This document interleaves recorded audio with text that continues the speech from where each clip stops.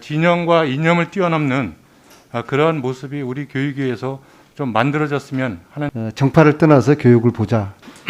그게 진심이라고 그러면은 청문회 없이 교육부 장관에 취임한 현 장관에 대해서 우리는 무엇을 해야 되겠습니까? 청문회에 준하는 상임위를 우리가 해야 될 첫 번째 일이다. 그렇게 말씀을 드리겠습니다. 대정부 질문 당시 한덕수 총리도 장관 본인의 해명과 국회에서의 반론, 논의가 좀 더 있어야 한다.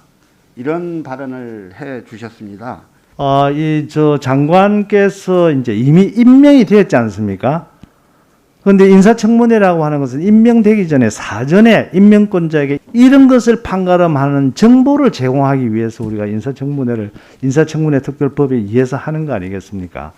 실제로 사후 청문회 사례도 있습니다. 한번 보시겠습니다. 2006년 김병준 전 장관의 논문 관련 의혹 규명의 건, 2008년 안병만 전 장관의 인사검증의 건으로 상임위가 열린 적이 있습니다.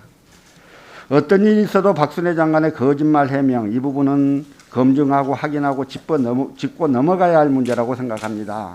그렇지 않으면 국회가 할 일을 못하는 것이고 국민을 기망하는 것이라고 생각합니다. 이러한 검증이 없이 임명되다 보니 지난주 학제 개편 졸속 추진과 같은 사고가 발생했다고 봅니다. 그런데 지금 이제 장관이 자기가 고의로 회피해가지고 안 하겠다고 해서 안 한 것도 아니고, 실제로는 우리 국회가 그 본연의 업무를 해태해가지고 이런 일이 벌어진 거 아니겠습니까? 국민의힘 권성동 원내대표께서 스스로 말씀을 하신 거거든요.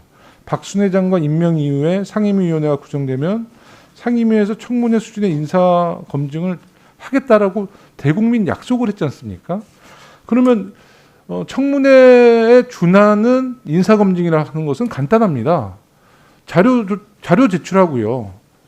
증인 또 참고인 그거 인정하면 되는 거거든요. 그것만 인정하면 어떤 형식이라도 박순애 후보 장관에 대한 인사 검증은 할 수 있는 것입니다. 지금 대한민국 국민과 아이를 키우는 학부모님들 중에서 교육부 장관을 박순애 장관을 인정하는 분이 얼마나 있겠습니까? 사실 여당 의원님들도 굉장히 난감해 하실 것 같아요.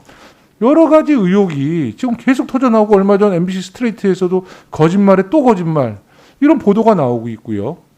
또 굉장히 그 전문성도 지금 인정을 못 받고 있어서 뭐 교육계뿐만 아니라 정말 국민들의 공분이 점차 커지고 있습니다.